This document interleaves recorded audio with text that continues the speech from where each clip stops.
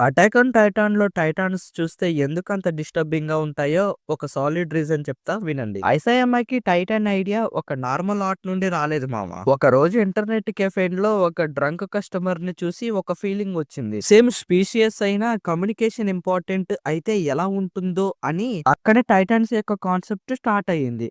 ఇవి హ్యూమన్స్ లాగా కనిపించినా కానీ హ్యూమన్స్ యొక్క బిహేవియర్ మాత్రం చేయలేవు. అండ్ ఇంకా ఇనిషియల్ డేస్ లో ఐసాయమ్మ తన సెల్ఫ్ మరియు ఇంకా తన వైఫ్ ని టైటాన్ లాగా డ్రా చేశాడు. రీజన్ వచ్చేసి చాలా సింపుల్ మామ. టైటాన్ ని అర్థం చేసుకోవాలంటే దానిలో హ్యూమన్ ఎమోషనల్స్ ఉండాలి. కొన్ని ఇన్స్పిరేషన్స్ అండ్ ప్లేసెస్ నుంచి కూడా వచ్చాయి, గేమ్స్ నుంచి వచ్చాయి. Especially post apocalyptic field, monsters, war mode. ఐసాయమ్మ చైల్డ్హుడ్ నుండి అథ్లికల్ థింగ్స్ ని డ్రా చేయడం అంటే ఇష్టం. డైనోసార్, వేర్డ్ ఫేసెస్ అండ్ ఇంకా అన్ని టైటాన్స్ నుంచి రిఫ్లెక్ట్ అయ్యాయి. ఆర్ట్ స్టైల్ కూడా ఇంటర్నేషనల్ గా రఫ్ క్లీన్ లైన్స్ అయితే కాదు, scratchy messy courtroom sketches type lines. Reason ఏంటంటే యాక్షన్ కయోటిఫ్ గా ఫీల్ అవుతుంది. టైటాన్ ఫేస్ లో ఒక కామన్ థింగ్ ఏంటంటే అన్చేంజింగ్ స్మైల్, ఎమోషనల్ లేదు, కానీ వాటిని చూస్తే అన్కంఫర్టబుల్ ఫీల్ వస్తుంది. అది ఇంటెన్షనల్. ఇనిషియల్ చాప్టర్స్ లో టైటాన్స్ సింపుల్ గా ఉన్నాయి. స్టోరీ ప్రోగ్రెస్ అయ్యాక ఇంపార్టెంట్ సీన్స్ లలో డీటెయిల్ ఎక్స్ట్రీమ్ లెవెల్ కి వెళ్తుంది. ఫైనల్ గా చెప్పాలంటే టైటాన్స్ అనేవి స్కేరీగా ఉంటాయి మామ.